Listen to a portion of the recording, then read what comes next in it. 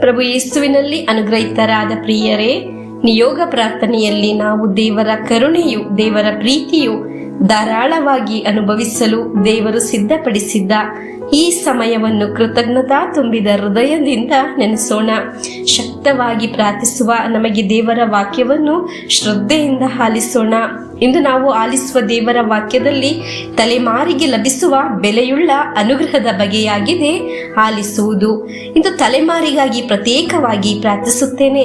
ಜೀವನದಲ್ಲಿ ದೇವರ ಶಕ್ತಿ ಇಂದು ನಮಗೆ ಕಾಣಲು ಸಾಧ್ಯ. ಇಂದು ನಿಮ್ಮ ಕುಟುಂಬದಲ್ಲಿ, ನಿಮ್ಮ ಸಂಕಟದಲ್ಲಿ ದೇವರ ಅನುಗ್ರಹ ಪ್ರಕಟವಾಗಲಿ. ಇಂದು ಆಲಿಸುವ ವಾಕ್ಯ ಕೀರ್ತನೆಗಳು 144:9 ವಾಕ್ಯ.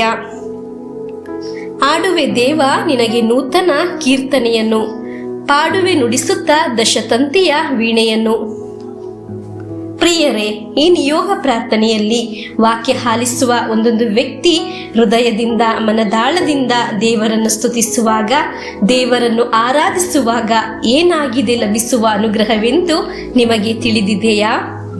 ದೇವರ ವಾಕ್ಯ ಆಲಿಸುವಾಗ ನಿಮ್ಮ ಕುಟುಂಬವು ಒಂದು ಅನುಗ್ರಹ ಇರುವ ಕುಟುಂಬವಾಗಿ ಮಾರ್ಪಾಡಾಗುತ್ತದೆ. ನಿಮ್ಮ ಮಕ್ಕಳು ಅನುಗ್ರಹದಲ್ಲಿ ಬೆಳೆಯಲು ಪ್ರಾರಂಭಿಸುತ್ತಾರೆ. ನಾವು ವಾಕ್ಯದಲ್ಲಿ ಕೇಳಿದ ಹಾಗೆ ಪ್ರಾರ್ಥಿಸಿದ ಕೀರ್ತನೆಗಾರನಿಗೆ ಲಭಿಸಿದ ಉಳಿತು ಏನಾಗಿದೆ ಎಂದು 9ನೇ ವಾಕ್ಯದಲ್ಲಿ ಕೀರ್ತನೆಗಾರ ಹೇಳಿದರು. ಆಡುವೆ ನುಡಿಸುತ್ತಾ ದಶತಂತಿಯ ವೀಣೆಯನ್ನು. ನಮಗೆ ಕೀರ್ತನೆ 144:12 ಮತ್ತು 13ನೇ ವಾಕ್ಯವನ್ನು ಆಲಿಸೋಣ. ನಮ್ಮ ಗಂಡು ಮಕ್ಕಳಿರಲಿ ಯೌವನಾವಸ್ಥೆಯಲ್ಲಿ ಉಲುಸಾಗಿ ಬೆಳೆದ ಗಿಡಗಳಂತೆ, ನಮ್ಮ ಹೆಣ್ಣು ಮಕ್ಕಳಿರಲಿ ಅರಮನೆಯಲ್ಲಿ ಕೆತ್ತಿದ ಸುಂದರ ಮೂಲೆಗಂಬಗಳಂತೆ. ತುಂಬಿರಲಿ ಸಕಲ ವಿಧ ಧಾನ್ಯಗಳಿಂದ ನಮ್ಮ ಕಣಜಗಳು, ಈಯಲ್ಲಿ ಸಾವಿರಾರು ಮರಿಗಳು ನಮ್ಮ ಹೊಲದ ಕುರಿಗಳು. ಪ್ರಿಯರೇ, ಒಬ್ಬ ವ್ಯಕ್ತಿ ದೇವರನ್ನು ಸ್ತುತಿಸುವಾಗ ಮುಂದಿನ ತಲೆಮಾರಿಗೂ ಸಹ ಅನುಗ್ರಹ ತುಂಬಲು ಪ್ರಾರಂಭವಾಗುತ್ತದೆ. Hallelujah, amen. ಇಂದು ಈ ಶುಶ್ರೂಷೆಯಲ್ಲಿ ಪ್ರಥಮ ಬಾರಿಗೆ ಭಾಗವಹಿಸುವವರು ಇರಬಹುದು, ತಪ್ಪದೆ ಇದುವರೆಗೂ ಆಲಿಸುವವರು ಇರಬಹುದು. ವಾಕ್ಯ ಆಲಿಸುವ ನಮ್ಮ ತಲೆಮಾರು, ನಮ್ಮ ಭವನವು ಸಕಲವು ಅನುಗ್ರಹಿಸಲ್ಪಡುತ್ತದೆ. ಇಂದು ನಾವು ವಾಕ್ಯದಲ್ಲಿ ಆಲಿಸಿದ ಅನುಗ್ರಹ ನೀವು ಅನುಭವಿಸುತ್ತೀರಾ? ನಿಮ್ಮ ತಲೆಮಾರು ಅನುಭವಿಸುತ್ತದೆ. ನಿಮ್ಮ ಮಕ್ಕಳಿಂದ ನಿಮ್ಮ ಮನೆ ಅನುಗ್ರಹಿಸಲ್ಪಡುತ್ತದೆ. ಮಕ್ಕಳಿಗೆ ಈ ವಾಕ್ಯವನ್ನು ಆಲಿಸಲು ಕಳಿಸಿಕೊಡಿರಿ. ದೇವರು ನಿಮಗೆ ಸಹಾಯ ಮಾಡುತ್ತಾರೆ. ಇಂದು ಆಲಿಸಿದ ವಾಕ್ಯದೊಂದಿಗೆ ನಿಯೋಗ ಪ್ರಾರ್ಥನೆಯನ್ನು ಸಮರ್ಪಿಸಿ 33 ಬಾರಿ ಹೇಳಿ ಪ್ರಾರ್ಥಿಸುವ ಪ್ರಭುವಿನ ಆಶೀರ್ವಾದವನ್ನು ಸ್ವೀಕರಿಸೋಣ.